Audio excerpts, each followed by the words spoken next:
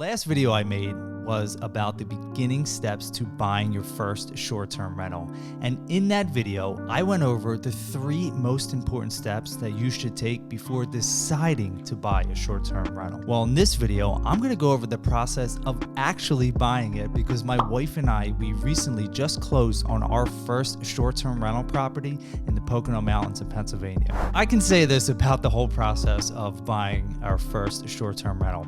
It was fun and it was extremely exhausting. So we were looking at houses that were like 2.5 hours away from us, 2 hours away from us, and eventually we settled on a property that's a little less than 1.5 hours from us, which is the perfect driving distance, in my opinion, buying your first short-term rental, because it's close enough that if there's any kind of major issue, then you can get there in a reasonable amount of time, especially if you don't have someone already lined up that can help you. Again, going back to the first video, we were set on buying a home in North Carolina. I still love North Carolina. My wife still loves North Carolina, and we do eventually want to own a property there. But she convinced me to go north of where we're at because it would just be so much easier to deal with a home that was only 1.5 hours or so away. So I'm gonna break this video down into a few different parts. So I'm gonna give you all the details that I can so you are 100% aware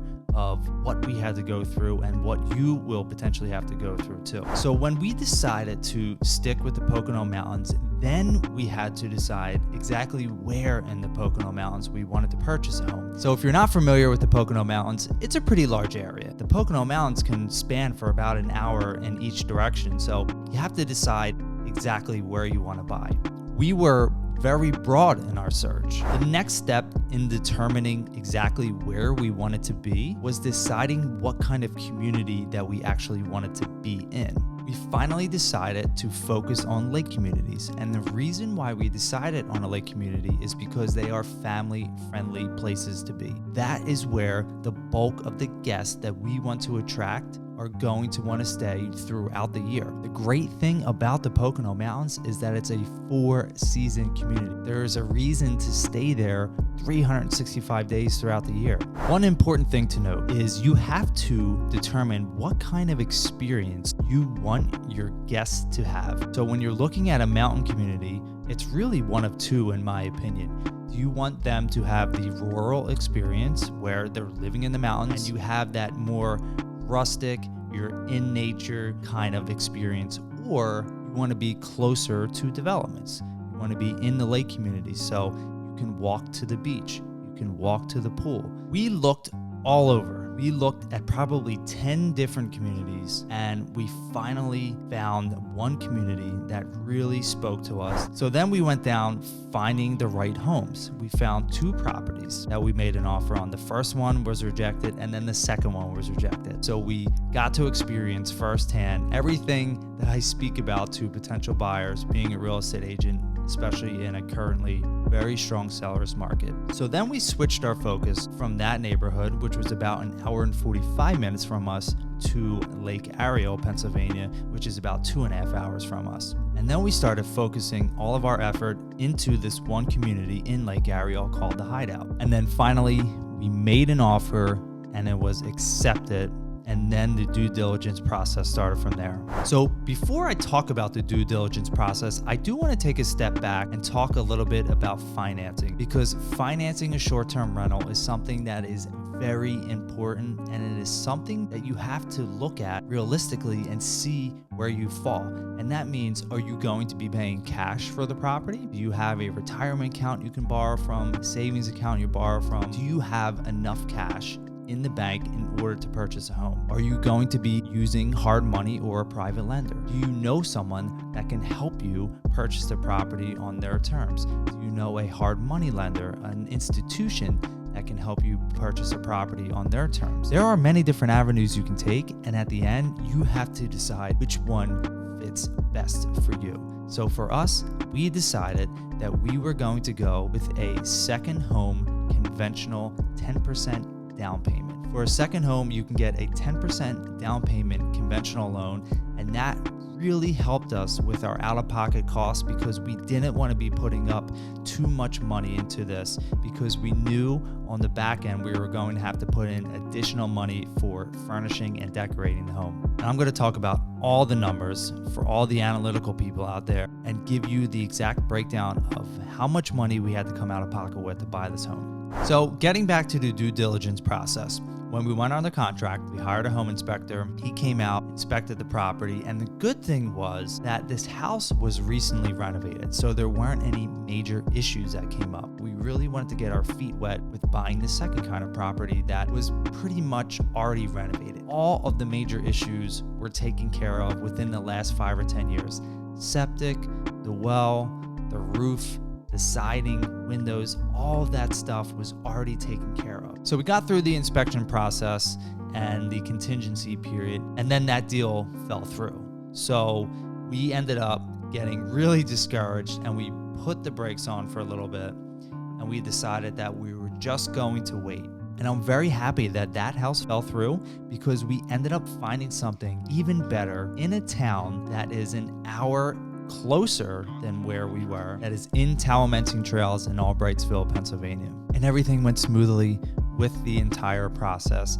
There were no major hiccups. We were so happy that we decided to wait, and we settled on the perfect home, in my opinion. Okay, so let's talk about numbers now. I'm going to break everything down with you and show you our actual out-of-pocket costs and what our cash-on-cash return looks like at the end of the year. So the home we ended up buying is a 4-bed, 2-bath property that's just over 1,800 square feet of finished space on half an acre. It has 3 finished floors, which will sleep up to 12 people total. We ended up paying $349,000 for this house, and with the purchase, it also came with an additional lot next door, which is half an acre.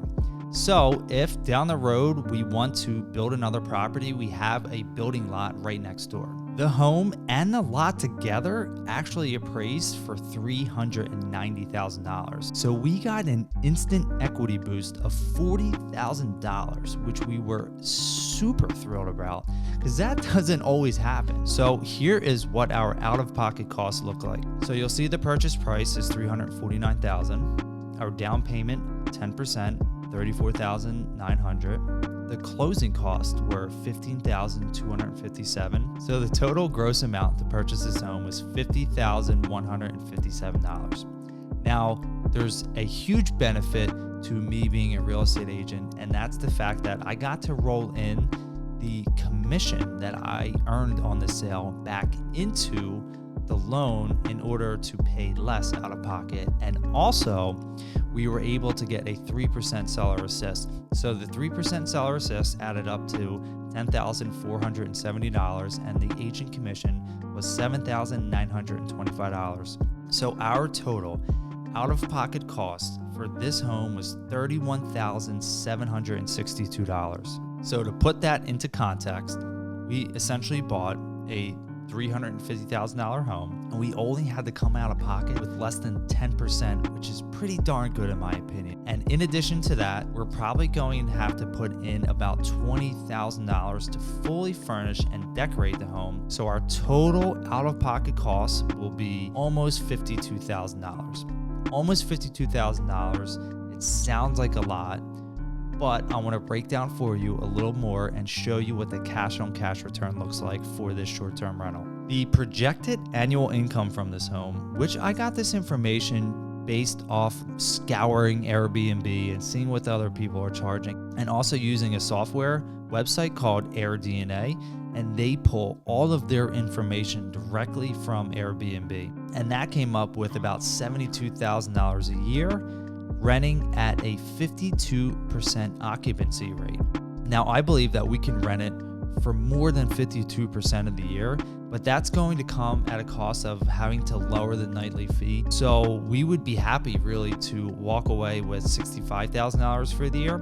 So for the sake of the numbers, I'm going to base everything off of $65,000 instead of $72,000. I also like to be a little bit more conservative on that end. As of right now, we don't know a lot about what our expenses are going to be, so it's kind of hard to tell. Now I'm guessing, but I have a strong indication for these numbers because I know that our monthly mortgage payment is about $1,850, and the internet there is one of the only things that we have set up that we have to pay for is currently $100 a month. We have well and septic, so those aren't additional monthly costs to us. Now, the electric is a whole different story, and we don't know what that's going to cost. So the expenses that we know of right now are totaling $1,950. So I think to conservatively look at the rest of the expenses, we should add an additional $1,500 a month, which brings the total monthly expenses to $3,450. So at $3,450 a month, that is a total of $41,400 in expenses, including our mortgage payment. That means that our estimated net income would be $23,600, giving us a cash-on-cash return of about 73%, which is absolutely surreal to see. There aren't many investments that you can make out there that will give you a 73% return on your initial investment within the first year. Now, we know this isn't passive, so to speak. It's going to take a lot of work and it's going to take a lot of effort, but that's okay because it is something that we look forward to do. We are going to enjoy it.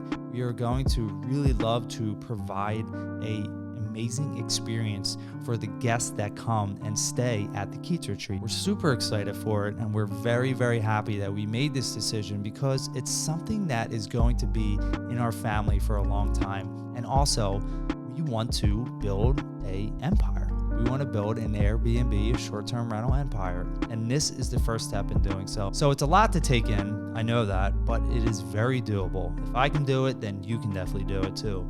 So if you're interested learning more about this, or you just want to talk about it with someone that has actually done it, feel free to reach out to me anytime. I really don't mind sharing with you the entire process. If you got value from this, make sure you share this with someone else. Look forward to speaking with you soon.